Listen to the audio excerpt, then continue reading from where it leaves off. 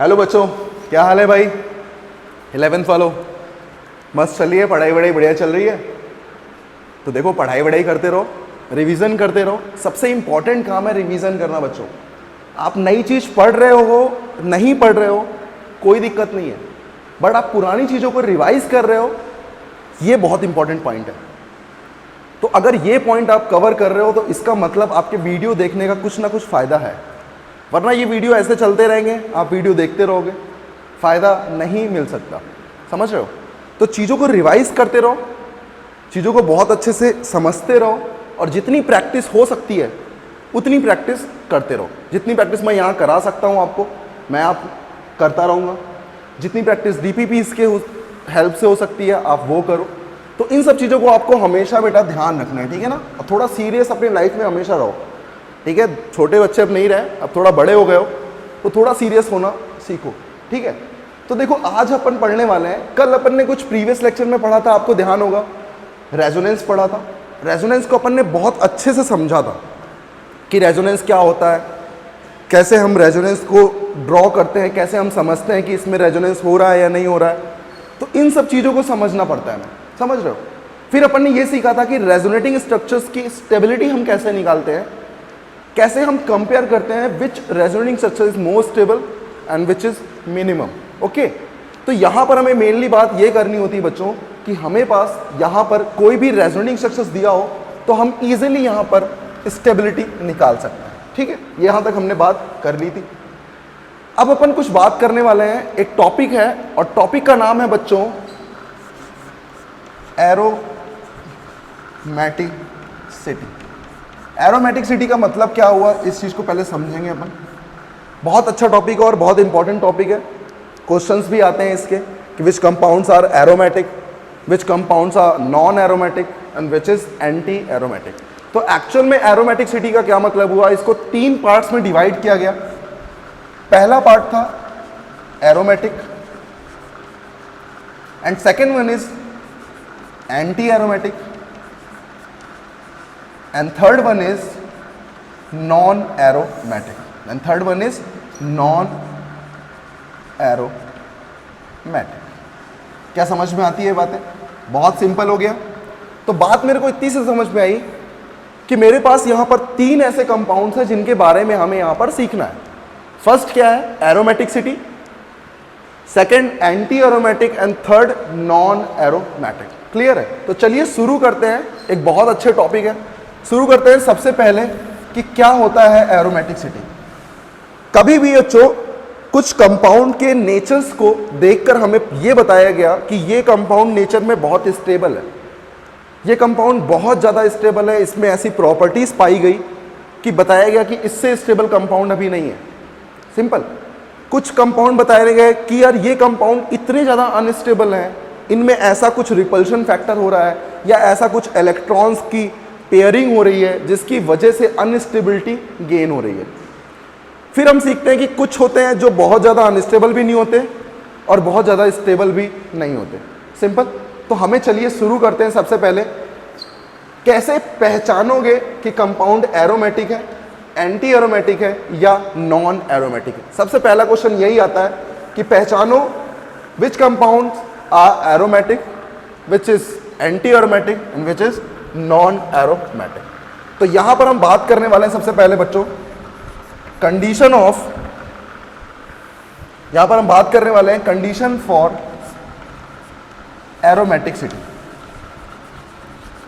Condition for aromatic, क्या condition होती है कि कंपाउंड एरोमेटिक कहलाता है? क्या कंडीशन होती है, इसके बारे में हम जानने वाले हैं। तो बच्चों सबसे पहला पॉइंट यहां पर आता है, अगर कंपाउंड को एरोमेटिक होना है तो सबसे पहला पॉइंट है कंपाउंड कैसा होना चाहिए? Cyclic form. कैसी फॉर्म होनी चाहिए बच्चों? साइक्लिक फॉर्म होनी चाहिए। मतलब अगर कंपाउंड साइक्लिक में है तभी हम आगे उसमें देखेंगे कि क्या क्या और प्रोसेस है। तो पहला पॉइंट जो है वो क्या है बच्चों? साइक्लिक फॉर्म बहुत ज्यादा जरूरी है। सिंपल सी बात समझ में आती है। एंड सेकेंड पॉइंट जो मैं आपको बताने जा रहा हूं, सेकेंड पॉइंट है all atoms are are in same plane. इसका मतलब क्या हुआ भाई? All atoms are in same plane. अभी आपको मैंने पिछले टर्म में जो रेजोनेंस सिखाया था, एक्चुअल में रेजोनेंस क्या था? रेजोनेंस तभी प्रोसीड होता था जब कंपाउंड प्लेनर होते थे। क्या बहुत अच्छे से क्लियर हो रहा है? अगर कंपाउंड प्लेनर नहीं होंगे तो वहां पर रेजोनेंस प्रोसीड नहीं होता था। इसका मतलब अगर रेजोनेंस है, इसका मतलब मैं कह सकता हूं सब कहां होंगे? प्लेनर होंगे, सब एक ही प्लेन में होंगे। ऐसा क्यों बच्चों?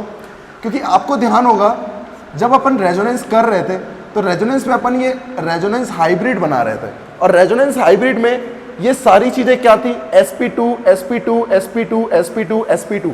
और sp2 हाइब्रिडाइजेशन क्या होता है बच्चों? प्लेनर होता है। समझ में आता? इसीलिए मैं क्या बोलता हूं कि अगर मुझे बोलना चाहिए कि पूरे साइक्लिक में रेजोनेंस हो रहा है, ये बात भी बोलनी चाहिए, और इसी को मैं दूसरी टर्म में बोल सकता हूं, all atoms are in same plane. समझ में आ रही बात? तो सेकंड पॉइंट जो है इसको मैं बोल सकता हूं होल डीलोकलाइजेशन। होल डीलोकलाइजेशन क्या समझ में आता है? पूरे कंपाउंड में क्या होना चाहिए? डीलोकलाइजेशन होना चाहिए। अब बात आती है थर्ड पॉइंट। जब आप ये सारी चीजें देख लोगे कि कंपाउंड साइक्लिक है, कंपाउंड में रेजोनेंस हो रहा है, पूरे कंपाउंड में रेजोनेंस हो रहा है, और थर्ड पॉइंट है बच्चों, जब रेजोनेंस हो रहा होता है तो number of electrons are participating in resonance, number of electron participating in resonance, इनका एक फॉर्म आता है बच्चों, और वो फॉर्म क्या होता है? 4n + 2 pi electron. क्या मतलब है? इसको समझो बच्चों। अभी पहले समझो, बहुत ही नया टॉपिक है आपके लिए, बिल्कुल नया है। कुछ रिपीटर बच्चे देखते हैं तो उनको समझ में सब बहुत जल्दी आ जाता है क्योंकि उन्होंने पढ़ रखा होता है। आपके लिए हर एक चीज़ नई है, तो 11th वालों को हमेशा चीज़ें सीखना चाहिए, चीज़ों को बहुत आराम से देखना चाहिए, बहुत तेज नहीं भागना और बहुत स्लो भी नहीं चलना है। क्लियर? तो सबसे पहला पॉइंट मैंने आपको बताया, ये पॉइंट तो मेरे ख्याल से सबको क्लियर हो गया होगा कि कंपाउंड कैसा होना चाहिए बच्चों? साइक्लिक फॉर्म में होना चाहिए। सेकेंड पॉइंट मैंने जो बताया वो क्या बताया? All atoms are in same plane. सारे के सारे एटम्स कहां होने चाहिए? सेम प्लेन में होने चाहिए। सेम प्लेन का मतलब क्या हुआ कि उनमें क्या होना चाहिए? डीलोकलाइजेशन। पूरे कंपाउंड में क्या होना चाहिए? रेजोनेंस होना चाहिए।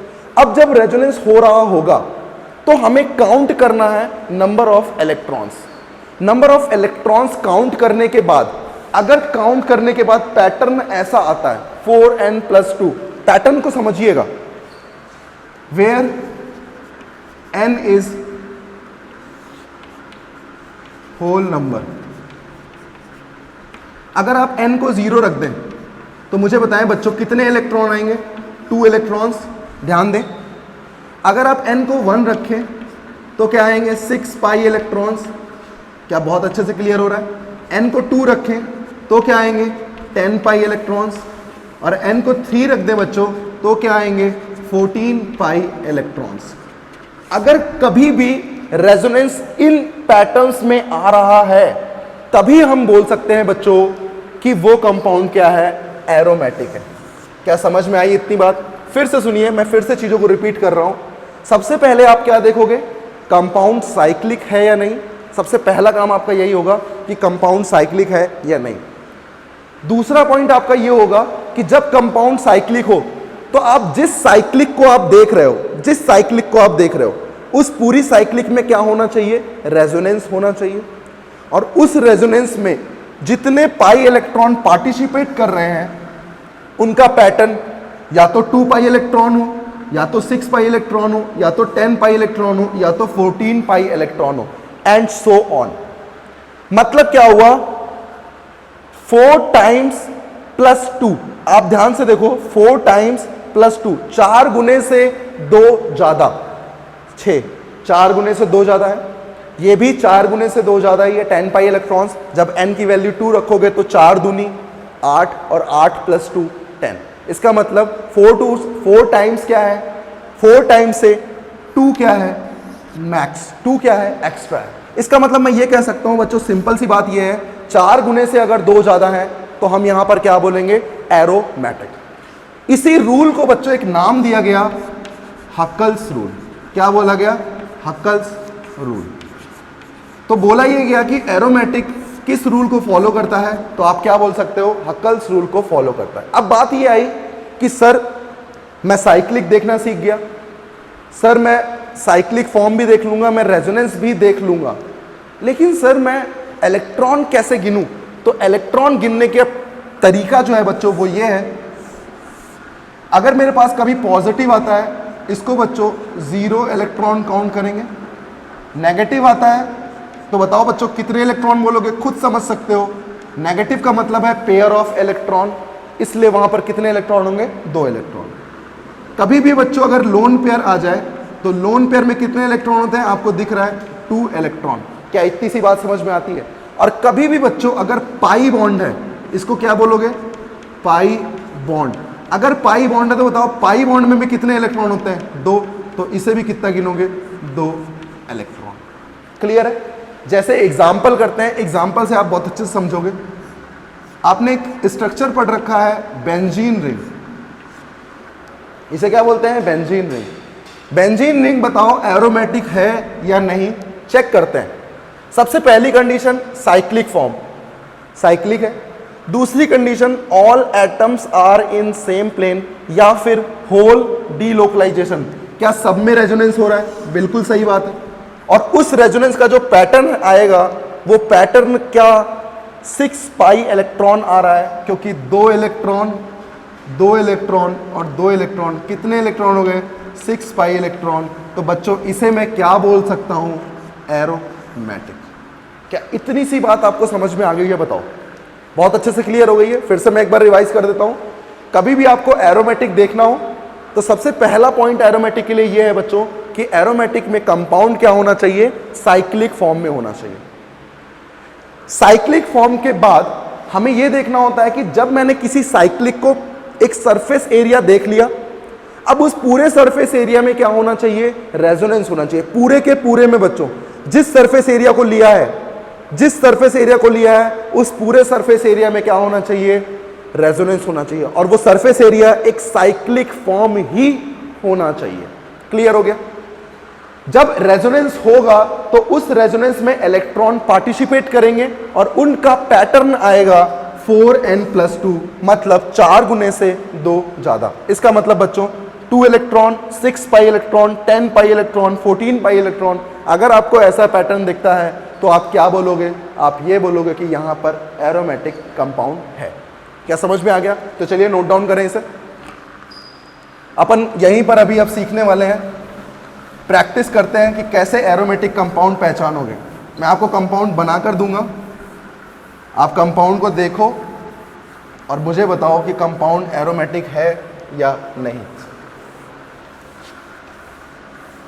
ठीक है, तो समझ में आ गया एरोमेटिक कैसे देखते हैं। मुझे बताओ, अगर मेरे पास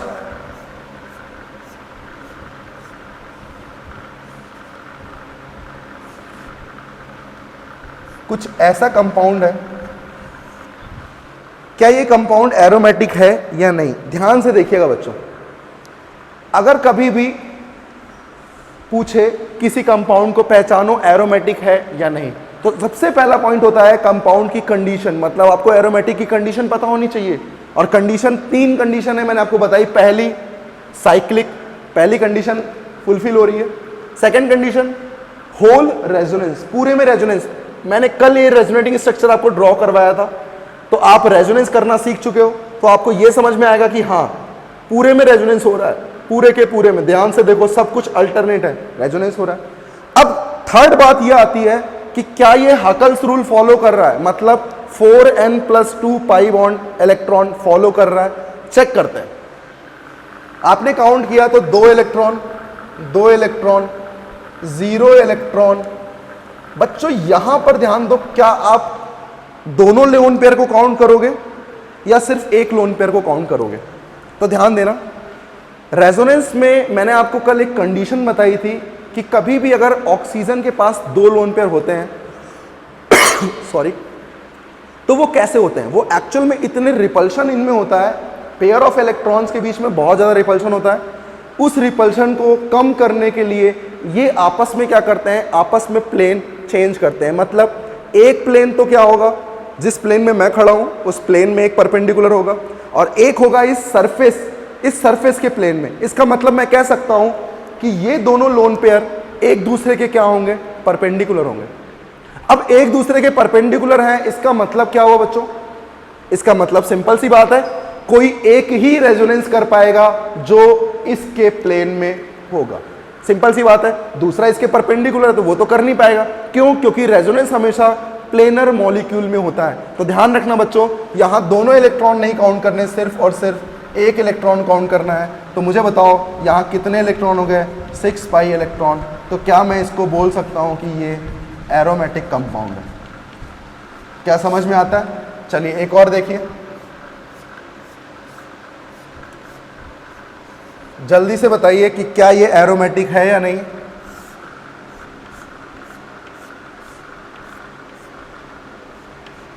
अब आपको कभी भी लोन पेयर बनाकर नहीं देगा, मैं आपको बनाकर दे रहा हूं जिससे कि आपको पता चले।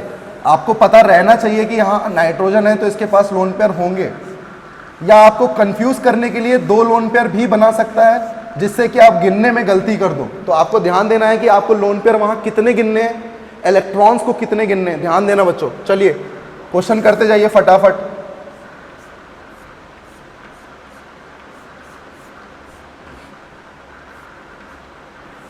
चलिए 3 क्वेश्चन करते हैं यहां पर। ये मुझे बताइए सबसे पहले, ये क्या सब में रेजोनेंस है?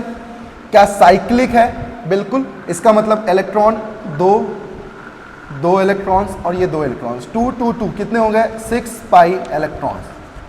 क्या होगा? एरोमेटिक। क्या समझ में आता है? क्लियर है? पूरे में इलेक्ट्रॉन रेजोनेंस कर रहा है, साइक्लिक है। कितने इलेक्ट्रॉन्स हैं? 2 2 4 2 6। कितने इलेक्ट्रॉन हो गए? 6 pi electron. It's mean it's aromatic compound. Clear है? यहां पर देखें, क्या मुझे काउंट दोनों करना है? नहीं बच्चों, मुझे सिर्फ एक काउंट करना है। अभी मैंने अब डिस्कस किया आपको, और मुझे बताएं टोटल इलेक्ट्रॉन कितने आ गए? 6 पाई इलेक्ट्रॉन। क्या बोलोगे इसको? एरोमेटिक। समझ में आता है? चलिए आगे वाले कंपाउंड में देखें, बहुत ध्यान से देखिएगा बच्चों। अब आपको साइक्लिक, मैंने क्या बताया, आपका जो सरफेस एरिया होगा वो एक साइक्लिक होगा, और आपको वही साइक्लिक देखनी है जिसमें पूरे में रेजोनेंस हो रहा हो, जिसमें पूरे में होल डीलोकलाइजेशन हो रहा हो। तो मुझे बताओ बच्चों, क्या मैं इस साइक्लिक को सिर्फ लूंगा? मुझे इस साइक्लिक से कोई मतलब नहीं है। तो मुझे बताओ, ये भी तो सरफेस एरिया ही है भाई, ये भी तो क्या है? एक सरफेस एरिया ही तो लिया है मैंने, और इस पूरे सरफेस एरिया में रेजोनेंस हो रहा है। कितने का रेजोनेंस हो रहा है? गिन्स के बता सकता हूं, 6 पाई इलेक्ट्रॉन। तो पूरा कंपाउंड क्या होगा? एरोमेटिक। या इसी चीज को ऐसे भी बना सकता है, ये वैलेंसी लगा दी, इसकी जगह क्या लगा दी? वैलेंसी लगा दी। क्या अभी भी ये साइक्लिक फॉर्म ही है? और साइक्लिक फॉर्म है, इलेक्ट्रॉन 6 पाई इलेक्ट्रॉन है, पूरे में डीलोकलाइजेशन है, पूरे में रेजोनेंस है, क्या कहलाएगा? एरोमेटिक।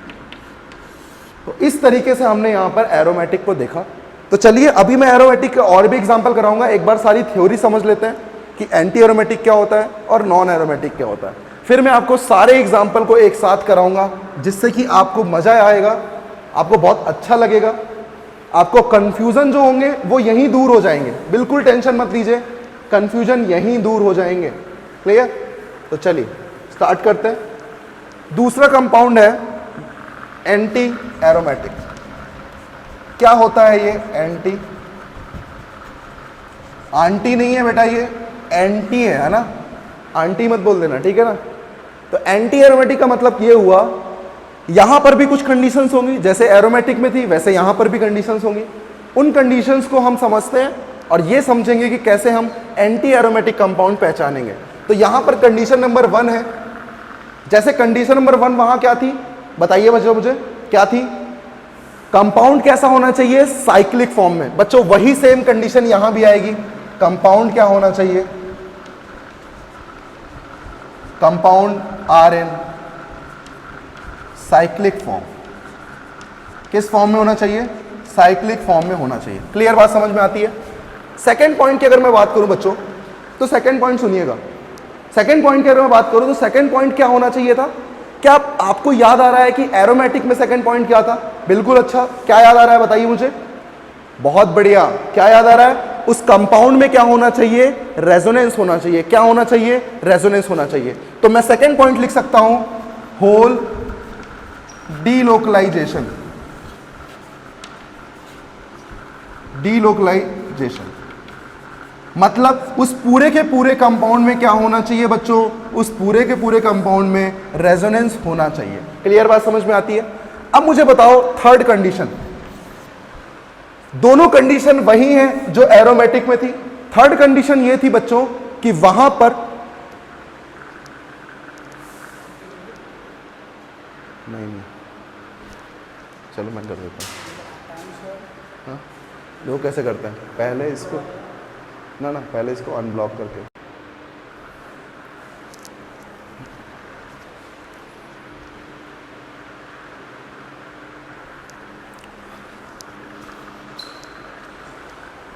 तो चलिए बच्चों, हमने क्या सीख रहे थे हम यहां पर? चलिए, एंटी एरोमेटिक में क्या बताया मैंने आपको कि एंटी एरोमेटिक और एरोमेटिक की जो स्टार्टिंग की दो कंडीशन है वो बिल्कुल सेम है। पहली कंडीशन वहां थी compound are in cyclic form, बिल्कुल सही है, कंडीशन होनी चाहिए। सेकेंड कंडीशन, उस पूरे साइक्लिक फॉर्म में क्या होना चाहिए? रेजोनेंस होना चाहिए। अब जो कंडीशन डिफर करती है एरोमेटिक से वो ये है बच्चों कि वहां इलेक्ट्रॉन्स पार्टिसिपेटिंग इन रेजोनेंस, उसका फॉर्मेट क्या आता है? उसका फॉर्मेट होता है बच्चों 4n पाई।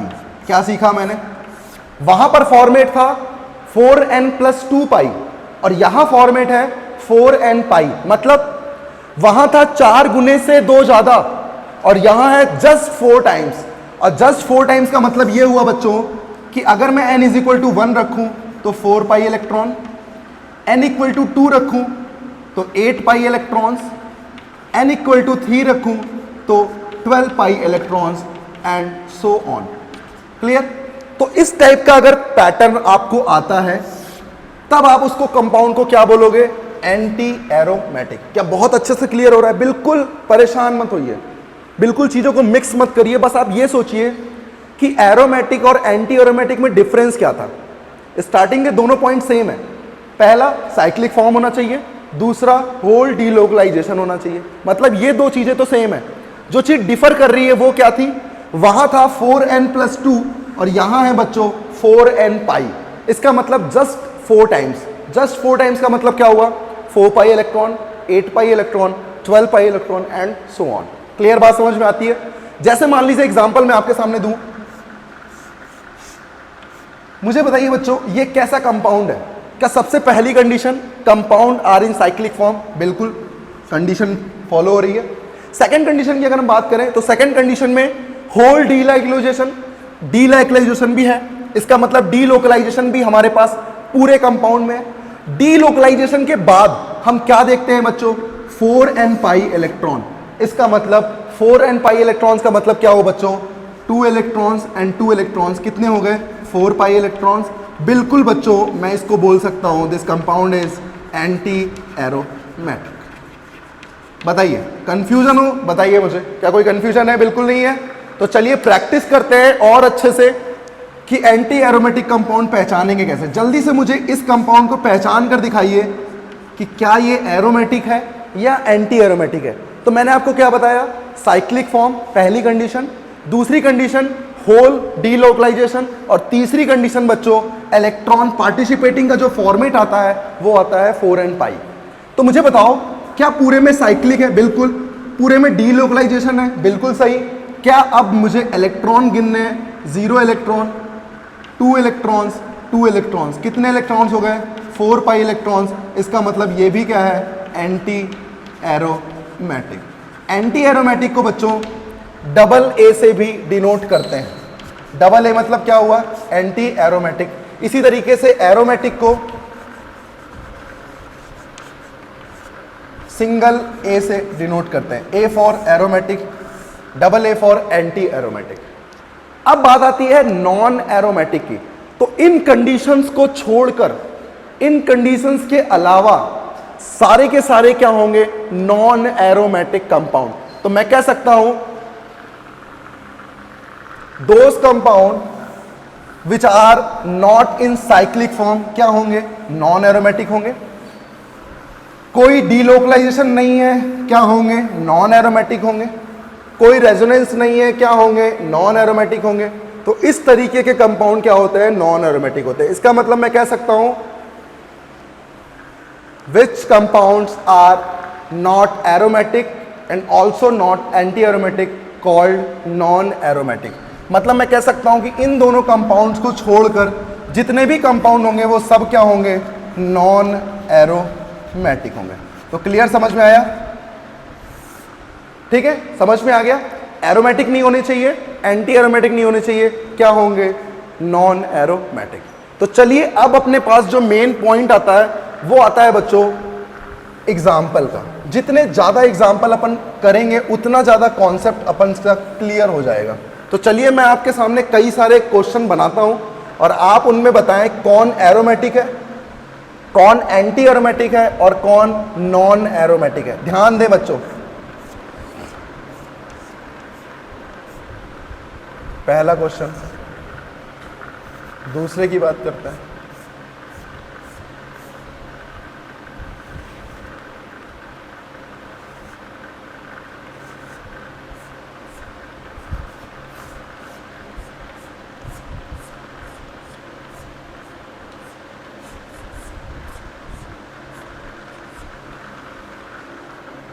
करते जाए बच्चों, करते जाए। जैसे जैसे मैं बना रहा हूं वैसे वैसे आप बनाते जाएं और सॉल्व करते जाएं। मैं सारी चीज़ों को डिस्कस करने वाला हूं बच्चों, और कुछ अच्छे पॉइंट भी अपन यहां डिस्कस करेंगे और उन अच्छे पॉइंट्स को अपन समझेंगे और इम्पॉर्टेंट भी हैं बच्चों वो पॉइंट। जैसे कि ये 4th एग्जाम्पल बहुत इंपॉर्टेंट है, 5th वाला भी अच्छा है।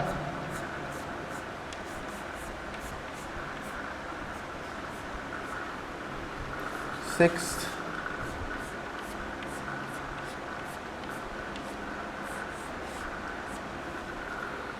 7,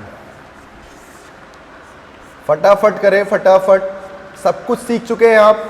क्या क्या सीखा है अपन ने? एरोमेटिक, एंटी एरोमेटिक और नॉन एरोमेटिक। और अपने को सारी चीज़ें पता भी है बच्चों, ठीक है ना? तो सारी चीज़ें पता है और सारी चीज़ों का यूज़ करते हुए चीज़ों को सॉल्व करो और कोई भी दिक्कत नहीं होगी। और ये 8 एग्जाम्पल हैं, इन 8 एग्जाम्पल को अपन चलिए डिस्कस करते हैं। तो अपन ने मेनली क्या देखा बच्चों? मेनली अपन को पॉइंट ये समझ में आया कि अगर मेरे पास कंपाउंड साइक्लिक है और पूरे में रेजोनेंस है तो वो एरोमेटिक भी हो सकता है, एंटी एरोमेटिक भी हो सकता है। डिपेंड किस पे करेगा? इलेक्ट्रॉन्स के पार्टिसिपेटिंग पे। अगर इलेक्ट्रॉन 4n+2 के पैटर्न में पार्टिसिपेट कर रहे हैं तो एरोमेटिक, 4n पाई के पैटर्न में फॉलो कर रहे हैं तो एंटी एरोमेटिक। और इन सबको छोड़कर क्या होंगे? नॉन एरोमेटिक, जिसमें रेजोनेंस ना हो रहा हो, जो साइक्लिक ना हो, साइक्लिक हो लेकिन पूरे में रेजोनेंस ना हो, उसे क्या बोलेंगे? Non aromatic. तो चलिए एग्जांपल नंबर 1 बच्चों, साइक्लिक है लेकिन पूरे में रेजोनेंस नहीं है, सिर्फ कहां रेजोनेंस है? इतने में। इसका मतलब मैं इसे क्या बोलूंगा? Non aromatic. नॉन एरोमेटिक को हम किस नाम से बोल सकते हैं? Na। Na डिनोट करता है नॉन एरोमेटिक से। चलिए सेकंड क्वेश्चन किया था अभी हमने, क्या बोलोगे? एरोमेटिक। मैंने बताया आपको कि इन इलेक्ट्रॉन्स में आपको किसी एक को ही काउंट करना है, क्योंकि एक क्या होगा प्लेन में और दूसरा क्या होगा प्लेन के परपेंडिकुलर। तो बताओ यहाँ कितने इलेक्ट्रॉन हो गए? 6 पाई इलेक्ट्रॉन, और 6 पाई इलेक्ट्रॉन है, साइक्लिक है, पूरे में डीलोकलाइजेशन है, क्या कहलाएगा? एरोमेटिक। नीचे वाले क्वेश्चन को सॉल्व करें। क्या अब मेरे पास साइक्लिक ये ना होकर ये हो गई है? सही बात है। अब पूरी साइक्लिक में रेजोनेंस है, इसलिए मैंने इस साइक्लिक को भी ले लिया है। कितने इलेक्ट्रॉन है? 2 इलेक्ट्रॉन, 2 इलेक्ट्रॉन और 2 इलेक्ट्रॉन। टोटल काउंट करो कितने आएंगे? 10 पाई इलेक्ट्रॉन। 10 पाई इलेक्ट्रॉन का मतलब क्या हुआ? 4 गुने से 2 ज्यादा, इसका मतलब दिस इज एरोमेटिक। एरोमेटिक को किससे डिनोट करते हो? ए से, ठीक है। फोर्थ, बहुत इंपॉर्टेंट है बच्चों, इस बोरॉन के बारे में आप ध्यान रखो। बोरॉन की अगर बात करें तो बोरॉन के पास क्या होता है? Boron have a vacant orbital. Boron have a vacant orbital. Vacant orbital मतलब क्या हुआ? Just like positive charge, just like positive charge, एकदम पॉजिटिव चार्ज की तरह काम करेगा। ये सिर्फ हेल्प क्या कर रहा है? हेल्प कर रहा है रेजोनेंस में। किस काम में हेल्प कर रहा है? रेजोनेंस में, सिर्फ और सिर्फ रेजोनेंस करने में हेल्प कर रहा है। अब मुझे बताओ इसको याद कैसे रखोगे? बी फॉर बोरॉन और बी फॉर भिखारी, समझ में आता है? बी फॉर बोरॉन और बी फॉर भिखारी। और भिखारी के पास क्या होता है? हमेशा चीजें खाली होती है, और खाली चीज को क्या बोलते हैं? Vacant orbital. तो याद रखोगे B for boron, B for भिखारी। क्लियर हो गया क्या? इस भिखारी की वजह से सिर्फ और सिर्फ रेजोनेंस में हेल्प हो रही है और कुछ नहीं हो रहा है। इसका मतलब इलेक्ट्रॉन्स कितने हैं? 2 और 2, 4 पाई इलेक्ट्रॉन। और 4 पाई इलेक्ट्रॉन का मतलब हुआ एंटी एरोमेटिक। क्या समझ में आता है? बात करते हैं पांचवे की, बहुत इंपॉर्टेंट है, ध्यान देना बच्चों इसको। आप तब तक दूसरी साइक्लिक को इंक्लूड नहीं करते हो जब तक पूरी साइक्लिक में रेजोनेंस ना हो। क्या यहां रेजोनेंस हो रहा है? क्या यहां पर रेजोनेंस स्टॉप मिल रहा है आपको? इसका मतलब आप ये साइक्लिक ना लेकर आप कौन सी साइक्लिक लोगे? आप सिर्फ और सिर्फ ये साइक्लिक लोगे। क्या क्लियर समझ में आता है? और ये साइक्लिक लोगे तो मुझे बताओ 2 इलेक्ट्रॉन्स, 2 इलेक्ट्रॉन्स, 2 इलेक्ट्रॉन्स, क्योंकि मुझे पता है यहां रेजोनेंस पूरे में हो नहीं रहा है। और साइक्लिक लेना है तो मैं किसी भी सरफेस एरिया को लूं। मैं इस सरफेस एरिया को ले सकता हूं, मैं सिर्फ इसको ले सकता था, लेकिन इसको लेने का कोई मतलब है नहीं। इसका मतलब सिर्फ इसको ले रहा हूं और पूरे कंपाउंड को मैं क्या बोल सकता हूं? एरोमेटिक। इसका मतलब पूरा कंपाउंड क्या होगा? एरोमेटिक। इसको किससे डिनोट करते हैं? ए से। क्या समझ में आ गया? यहां पर मुझे दिख रहा है कि पूरे में रेजोनेंस है, तो मुझे ना चाहते हुए भी पूरे में इंक्लूड करना पड़ेगा। अगर पूरे में नहीं होता तो मैं इंक्लूड नहीं करता। ध्यान दो, कितने इलेक्ट्रॉन है? 2, 2 4, 2 6 और 2 8। कितने इलेक्ट्रॉन हो गए? 8 पाई इलेक्ट्रॉन्स। क्या बोलोगे? जस्ट 4 टाइम्स है, जस्ट 4 टाइम्स है, और 4 टाइम्स इलेक्ट्रॉन्स क्या होते हैं? Anti aromatic. क्लियर समझ में आता है? 7 नंबर, वेरी इंपॉर्टेंट। कभी भी बच्चों ध्यान रखना, कभी भी अगर नाइट्रोजन, ध्यान देना बहुत इंपॉर्टेंट है, कभी भी अगर नाइट्रोजन sp2 कार्बन से कनेक्टेड है, क्या ये कार्बन sp2 है? कभी भी अगर नाइट्रोजन sp2 कार्बन से कनेक्टेड है तो इसका lone pair does not participate in resonance. ऐसा क्यों होता है बच्चों? इसका लोन पेयर रेजोनेंस में पार्टिसिपेट क्यों नहीं करता है जब नाइट्रोजन sp2 से जुड़ा हो? ऐसा इसलिए होता है बच्चों कि जब sp2 से ये नाइट्रोजन जुड़ा होता है तो इसका लोन पेयर प्लेन के परपेंडिकुलर लाई कर रहा होता है, क्योंकि पाई इलेक्ट्रॉन्स और लोन पेयर में क्या होता है? रिपल्शन। इसलिए वो उसके सेम प्लेन में नहीं आ सकते। इसका मतलब वो सेम प्लेन कहाँ होगा? वो उसके प्लेन के परपेंडिकुलर होगा। और जब प्लेन के परपेंडिकुलर है तो क्या वो परपेंडिकुलर वाली प्रॉपर्टी रेजोनेंस में पार्टिसिपेट करेगी? नहीं, क्योंकि हमेशा रेजोनेंस प्लेनर चीजों में होता है, प्लेनर मॉलिक्यूल में होता है। तो मुझे बताओ क्या यहां रेजोनेंस होगा? नाइट्रोजन का लोन पेयर रेजोनेंस में पार्टिसिपेट नहीं करेगा, इसीलिए मैं 2, 2 4 एंड 2 6, यहां मैं सिर्फ क्या लिखूंगा? 6 pi electron and which is aromatic. क्या बहुत अच्छे से क्लियर हो गया? समझ में आता है? आपको कंफ्यूज करेगा वो, दिखाएगा वो कि लोन पेयर है, गिनो इसको, लेकिन गिनना नहीं है।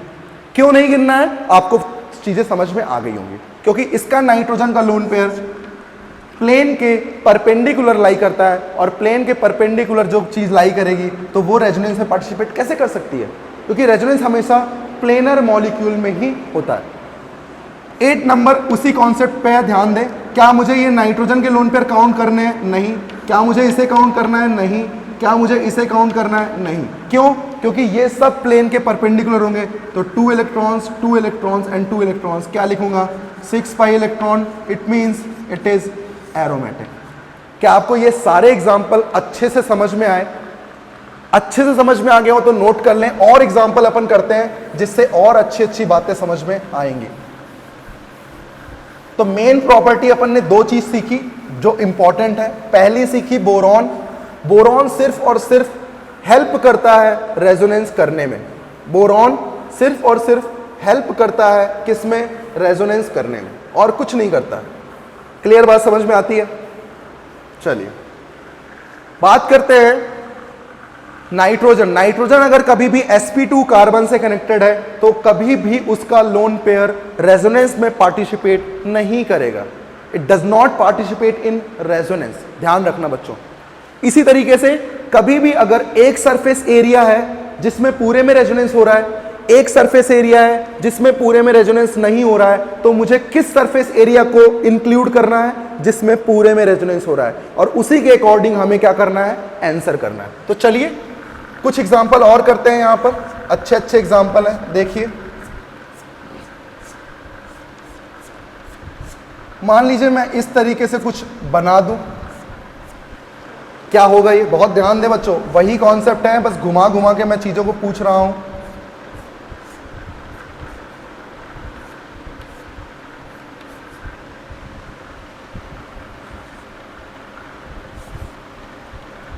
थर्ड क्वेश्चन,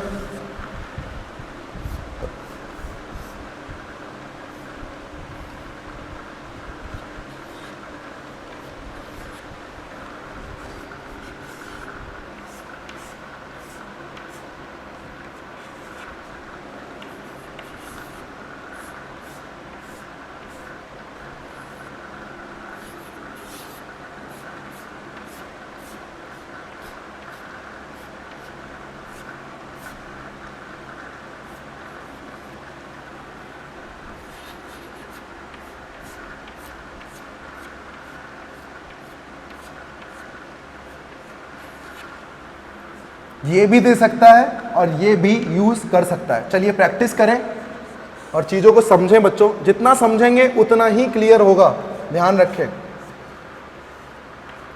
इसे ऐसे भी शो कर सकते हैं, तो कंफ्यूज नहीं होना है आपको कि अगर मान लीजिए कुछ इस तरीके से भी शो करता है तब भी कंपाउंड सेम है। इसी तरीके से इसे वो क्या शो कर सकता है? इसे वो इस तरीके से भी शो कर सकता है। क्लियर? तो चलिए स्टार्ट करते हैं ये सातों क्वेश्चन और करते हैं हम साथ हैं। ओके चलिए पहले क्वेश्चन को डिस्कस करते हैं। तो पहले क्वेश्चन में मुझे बताओ किस सरफेस एरिया को मुझे लेना चाहिए और किस सरफेस एरिया को नहीं लेना चाहिए। सबसे पहला क्वेश्चन ये है, क्या सबको समझ में आया? मुझे इस सरफेस एरिया को ही लेना है। कितने इलेक्ट्रॉन है? 2 2 4 एंड 2 6 6 पाई इलेक्ट्रॉन। जल्दी से बताएं आंसर क्या होगा? एरोमेटिक। क्लियर? इसे मैं क्यों काउंट नहीं करूंगा? क्योंकि उस साइक्लिक में रेजोनेंस है ही नहीं, और जब पूरे में रेजोनेंस ही नहीं है तो मैं उधर क्यों जाऊंगा? नहीं जाऊंगा। बात करते हैं इसकी, क्या ये नाइट्रोजन का लोन पेयर इंक्लूड होगा? नहीं, क्योंकि ये sp2 से कनेक्टेड है। लेकिन इसका इंक्लूड होगा क्योंकि ये sp3 से है। बच्चों ध्यान समझ में आ रहा है? तो मुझे बताओ यहां पर 2 इलेक्ट्रॉन्स एंड 2 इलेक्ट्रॉन्स कितने हो गए बच्चों? 6 पाई इलेक्ट्रॉन्स, और इसका मतलब होता है एरोमेटिक। थर्ड नंबर को देखें। थर्ड नंबर में क्या पूरे में रेजोनेंस हो रहा है? मैंने इसको रेजोनेंट आपको सिखाया था, मैंने रेजोनेंस वाले चैप्टर में। मुझे बताओ बच्चों यहां पर रेजोनेंस हो रहा है, ठीक है, बहुत अच्छी बात है। रेजोनेंस हो रहा है तो मुझे बताओ पूरे में रेजोनेंस हो रहा है, तो मैं इसको ऐसे भी बना सकता हूं। तो कंफ्यूज मत होइएगा बच्चों, गिनिए 2 इलेक्ट्रॉन्स 0 इलेक्ट्रॉन्स एंड 0 इलेक्ट्रॉन्स। क्या 2 इलेक्ट्रॉन्स किस में आता था? ध्यान दो, किस में आता था भाई? 4n+2 पाई इलेक्ट्रॉन्स में, where n is equal to 0, then we will find 2 pi electrons. What means? It means it compound belonging to aromatic. क्या होगा ये? एरोमेटिक होगा। क्लियर? समझ में आता? चलिए क्वेश्चन नंबर 4 करते हैं। पूरे में रेजोनेंस है, बहुत सही। साइक्लिक है, बहुत बढ़िया। कितने इलेक्ट्रॉन हैं जो पार्टिसिपेट कर रहे हैं? 0 इलेक्ट्रॉन एंड 2 इलेक्ट्रॉन्स। टोटल कितने हो गए? 2 पाई इलेक्ट्रॉन। और 2 पाई इलेक्ट्रॉन का मतलब बच्चों एरोमेटिक। क्लियर? समझ में आता है? पूरे में रेजोनेंस है, बिल्कुल है। कितने इलेक्ट्रॉन पार्टिसिपेट कर रहे हैं? 2 इलेक्ट्रॉन्स, क्योंकि नेगेटिव को कितना काउंट करते हैं? 2, और पाई को कितना काउंट करते हैं? 2। इसका मतलब यहाँ कितने हो गए? 4 पाई इलेक्ट्रॉन्स। इसका मतलब मैं क्या बोल सकता हूँ? Anti aromatic. समझ में आता है? मान लीजिए मेरे पास ये कंपाउंड है 6 नंबर में, देखिए अगर मैं बोरॉन लूं, B for boron, B for बिखारी, ये सिर्फ और सिर्फ वैकेंट ऑर्बिटल की वजह से रेजोनेंस में हेल्प करेगा, जिसकी वजह से ये 0 इलेक्ट्रॉन है, ये 2 इलेक्ट्रॉन है, ये 2 इलेक्ट्रॉन है, ये 2 इलेक्ट्रॉन है। इसी तरीके से ये भी दिया है 0 है, ये 2 है, ये 2 है, ये 2 है। क्या सब में 6 इलेक्ट्रॉन आ रहे हैं? इसका मतलब बोथ आर एरोमेटिक। तो कुछ भी दे सकता है, आप कंफ्यूज नहीं हो। 7 नंबर साइक्लिक है, बिल्कुल इसको ऐसे भी दिखा सकते हैं, ऐसे भी दिखा सकते हैं। साइक्लिक है, कितने इलेक्ट्रॉन रेजोनेंस कर रहे हैं? देखो 2 2 एंड 2, कितने इलेक्ट्रॉन है? 6 electron. It means it is aromatic. Clear बात समझ में आती है? अब हम बच्चों यहां पर कुछ ऐसी बातें करने जा रहे हैं जहां पर कुछ एक्सेप्शन भी आते हैं मेरे पास। क्या आते हैं बच्चों? एक्सेप्शन आते हैं, और उन एक्सेप्शन को समझना बहुत जरूरी है, क्योंकि वो एग्जाम में बहुत ज्यादा पूछे जाते हैं, बहुत ज्यादा पूछे जाते हैं बच्चों। तो ध्यान दीजिएगा मैं आपको किस एक्सेप्शन की बात कर रहा हूं, और आप उन्हें बहुत अच्छे से ध्यान रखना, बिल्कुल भी भूलना नहीं। पहला बताने जा रहा हूं मैं आपको, ये केस देखने में आपको लगेगा कुछ और आंसर कुछ और आएगा। बताइए देखने में ये कंपाउंड कैसा लग रहा है? अच्छा लग रहा है, साइक्लिक लग रहा है, पीला पीला लग रहा है ना बच्चों? यहां पर अगर आप इसे ध्यान से देखो तो आपको लग रहा होगा पूरे में रेजोनेंस, 10 पाई इलेक्ट्रॉन्स का रेजोनेंस। इसका मतलब 10 पाई इलेक्ट्रॉन्स का मतलब क्या हुआ? एरोमेटिक। साइक्लिक भी है, लेकिन बच्चों ये जो एजम्पशन है ये गलत हो जाता है। ये गलत हो जाता है, क्यों गलत होता है? ध्यान दीजिएगा। इसकी जो वैलेंसीज होती है, यहां पर होता है हाइड्रोजन और यहां पर भी होता है हाइड्रोजन। इन हाइड्रोजन के बीच में क्या होता है बच्चों? हाईली रिपल्शन होता है। क्या होता है? Highly repulsion. और हाईली रिपल्शन की वजह से ये जो प्लेन है, अब आप सोचिए मुझे चीजें ऐसी दिख रही हैं, मुझे चीजें बिल्कुल ऐसी दिख रही हैं, सब में रेजोनेंस भी दिख रहा है, लेकिन एक्चुअल में रेजोनेंस हो नहीं रहा है बच्चों। क्यों नहीं हो रहा है? क्योंकि इन हाइड्रोजन की वजह से इतना रिपल्शन हो रहा है कि ये प्लेन कुछ इस तरीके से था और बाद में कुछ इस तरीके से हो जाता है। मतलब एक प्लेन के परपेंडिकुलर और एक प्लेन में। तो बताइए क्या इन दोनों रिंग के बीच में रेजोनेंस होगा? नहीं होगा। और जब रेजोनेंस नहीं होगा तो मैं इसे क्या बोलूंगा बच्चों? इसे बोलूंगा नॉन एरोमेटिक। तो मैं यहां लिख सकता हूं due to hydrogen hydrogen repulsion, hydrogen hydrogen repulsion, plane are perpendicular to each other,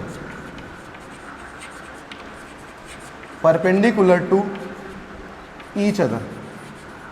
और परपेंडिकुलर होते हैं तो they cannot follow resonance condition, they cannot follow resonance condition, then it is called non aromatic। बहुत important है, ध्यान रखना बच्चों, non aromatic. Clear? समझ में आया? अगर मान लीजिए ये हाइड्रोजन ना होते, अब ना होते इसका मतलब कोई ना कोई वैलेंसी वहां लगाई होती। इसका मतलब मान लीजिए कुछ इस तरीके से अगर फिगर आ गया आपके पास, जो कि जेई के लिए इंपॉर्टेंट है, मैं बता रहा हूं, इस टाइप से जेई पूछ चुका है। क्या पूछा था? यहां पर इसने हाइड्रोजन को हटाकर एक वैलेंसी लगा दी, नॉर्मल सी सल्फर, दोनों से। अब बताइए, ना रहेगा बांस ना बजेगी बांसुरी। क्या ये हाइड्रोजन है ही नहीं? तो हाइड्रोजन रिपल्शन करेंगे नहीं, और हाइड्रोजन रिपल्शन करेंगे नहीं तो अब रेजोनेंस पूरे में हो सकता है, और पूरे में रेजोनेंस हो सकता है तो अब मैं इसको क्या बोलूंगा? 10 pi electrons, and it is called aromatic. तो दोनों चीजें आपको समझ में आई कि कब ये एरोमेटिक हो सकता है और कब ये एरोमेटिक नहीं हो सकता। एरोमेटिक कब नहीं होगा? जब यहां हाइड्रोजन होंगे। अगर हाइड्रोजन को हटाकर कोई भी वैलेंसी हम ऐड करते हैं तो कोई रिपल्शन नहीं होगा, रिपल्शन नहीं होगा तो रेजोनेंस पूरे में होगा, और पूरे में रेजोनेंस होगा तो ये कंडीशन सही हो जाएगी। क्लियर बात समझ में आई? दोनों को नोट डाउन करें। तो ये ध्यान रखना, ये क्या कहलाता है? Non aromatic. तो ध्यान रखें बच्चों, इसको नोट कर लें। तो आपको समझ में आया, अगर हाइड्रोजन है इसका मतलब वो रिपल्शन बहुत ज्यादा करेंगे। रिपल्शन को कम करने के लिए प्लेन आपस में क्या हो जाते हैं? परपेंडिकुलर हो जाते हैं, और परपेंडिकुलर होने की वजह से बच्चों उनमें रेजोनेंस नहीं हो पाता, क्योंकि कभी भी कोई नॉन प्लेनर चीजों में, नॉन प्लेनर मॉलिक्यूल्स में कभी भी रेजोनेंस नहीं होता है। क्लियर बात है? लेकिन अगर वहां हाइड्रोजन नहीं है, मैंने कुछ और लगा दिया, तो मैं ये कह सकता हूं कि वहां पर रिपल्शन होगा ही नहीं, और रिपल्शन नहीं होगा तो वो सारी कंडीशन जो हम सोच रहे थे वो सही सोच रहे थे। क्लियर? एक और चीज आती है बच्चों, बहुत इंपॉर्टेंट है, और वो है कुछ इस तरीके से साइक्लोऑक्टीन, टेट्राऑक्टीन बोल सकते हैं इसको। ये बहुत इंपॉर्टेंट है, बहुत इंपॉर्टेंट, बहुत बार पूछा गया है, ध्यान दीजिएगा बच्चों। अगर मैं इस मॉलिक्यूल को देखूं तो मुझे क्या दिख रहा है? मुझे साइक्लिक फॉर्म दिख रहा है, आपको भी दिख रहा है, साइक्लिक फॉर्म दिख रहा है, और इस साइक्लिक फॉर्म में सब में रेजोनेंस दिख रहा है, और सब में रेजोनेंस दिख रहा है कितने का? 8 pi electrons. It is cyclic whole resonance, then it is called anti aromatic. हमने ये सोचा, और बच्चों ये सोच जो होती है ये गलत होती है, ये नहीं सोचना है। क्यों नहीं सोचना है?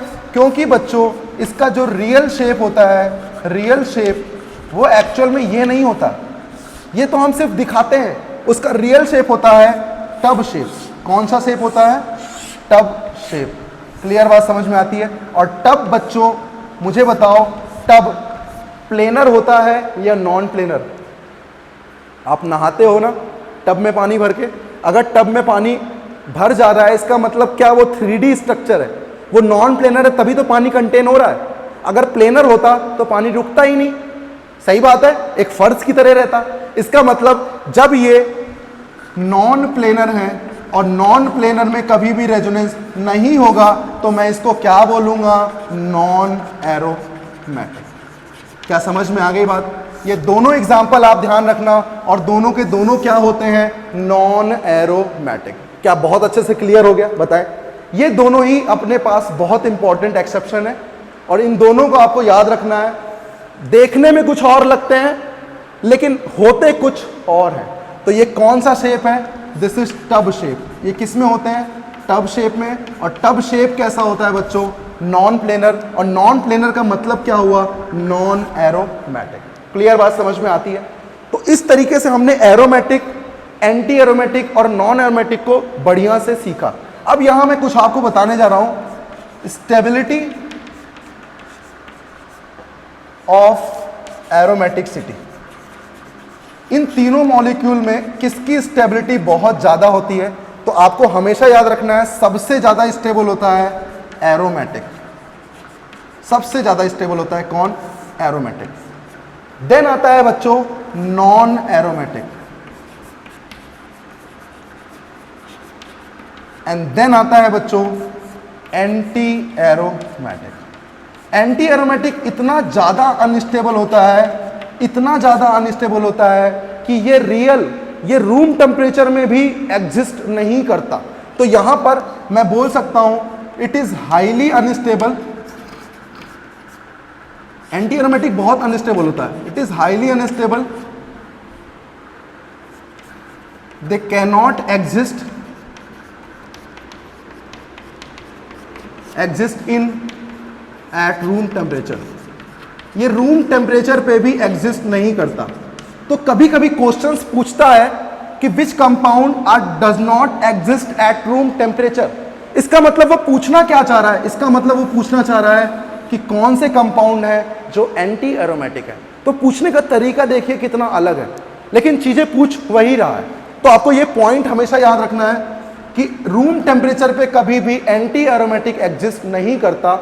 और इसका रीजन है कुछ इनऑर्गेनिक से रिलेटेड, कि पी ऑर्बिटल है वो एक्चुअल में यहाँ 4 पाई इलेक्ट्रॉन होता है, जिसकी वजह से यहाँ पर ये फुलफिल नहीं हो पाते, और जब 6 पाई इलेक्ट्रॉन होता है तो 6 पाई इलेक्ट्रॉन में फुलफिल अच्छे से होते हैं, जिनसे इनका ऑर्बिटल क्या होता है, फुलफिल होता है, जिसकी वजह से एरोमेटिक बहुत ज़्यादा स्टेबल होता है, बहुत ज़्यादा stable, then non aromatic and then anti aromatic. क्या बात क्लियर हो गई? तो चलिए नोट कर लीजिए इसे।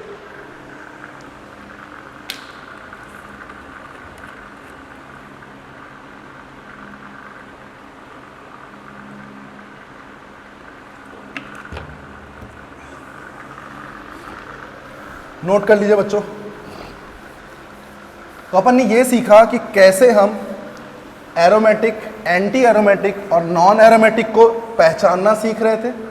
अगर मुझसे कभी भी कोई पूछे स्टेबिलिटी बताओ, तो स्टेबिलिटी भी अपन बता सकते हैं। क्लियर? समझ में आई इतनी सारी बातें?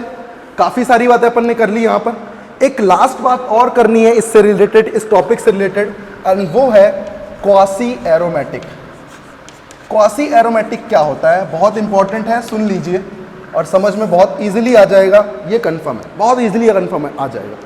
क्वासी एरोमेटिक का मतलब क्या हो बच्चों? क्वासी एरोमेटिक का मतलब हुआ compound have one of the resonating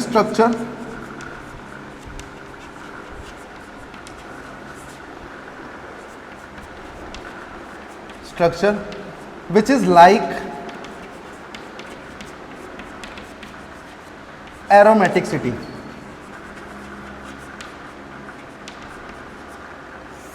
कोई ना कोई रेजोनेटिंग स्ट्रक्चर जरूर होगा जिससे कि वो क्या फॉलो करे, एरोमेटिसिटी। तो उसे हम क्या बोलेंगे? Quasi aromatic. वहां मैं मुंह से बोलूंगा एरोमेटिक ही, एंटी एरोमेटिक ही, लेकिन मैं उसको नाम किस हिसाब से सीख रहा हूं? क्वासी एरोमेटिक, क्योंकि ये एक अलग ही टॉपिक टाइप में है। क्या होता है ध्यान दीजिएगा। एक बहुत फेमस स्ट्रक्चर है एजुलीन। एजुलीन क्या होता है बच्चों? एजुलीन में एक तो होती है 7 मेंबर्ड रिंग और एक होती है बच्चों 5 मेंबर्ड रिंग। एक होती है 7 मेंबर्ड रिंग, एक होती है 5 मेंबर्ड रिंग। कहीं से भी आप इलेक्ट्रॉन्स को बनाना शुरू करें, ध्यान दीजिएगा, यहां पर पाई इलेक्ट्रॉन्स है, ठीक है। कुछ गलत हो रहा है क्या?